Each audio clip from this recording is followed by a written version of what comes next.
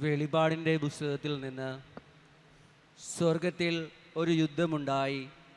മിഖായേലും അവൻ്റെ ദൂതന്മാരും സർപ്പത്തോട് പോരാടി.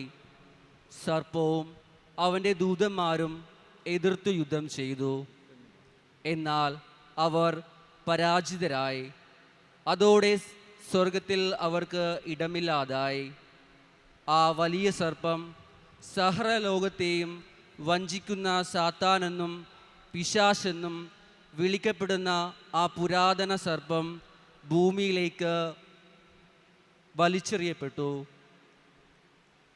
അവനോടുകൂടെ അവൻ്റെ ദൂതന്മാരും. സ്വർഗത്തിൽ ഒരു വലിയ സ്വരം വിളിച്ചു പറയുന്നത് ഞാൻ കേട്ടു, ഇപ്പോൾ നമ്മുടെ ദൈവത്തിൻ്റെയും രക്ഷയും ശക്തിയും രാജ്യവും അവിടുത്തെ അഭിഷിക്തൻ്റെ അധികാരവും ആഗതമായിരിക്കുന്നു. എന്തെന്നാൽ നമ്മുടെ സഹോദരെ ദുഷ്ടിക്കുകയും രാപ്പകൽ ദൈവസമസ്കലം അവരെ പഴി പറയുകയും ചെയ്തിരുന്നവൻ വലിച്ചെറിയപ്പെട്ടു.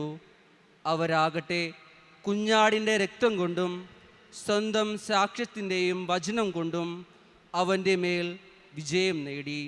ജീവൻ നൽകുവാനും അവർ തയ്യാറായി. അതിനാൽ സ്വർഗമേ, അതിൽ വസിക്കുന്നവരെ ആനന്ദിക്കുവിൻ.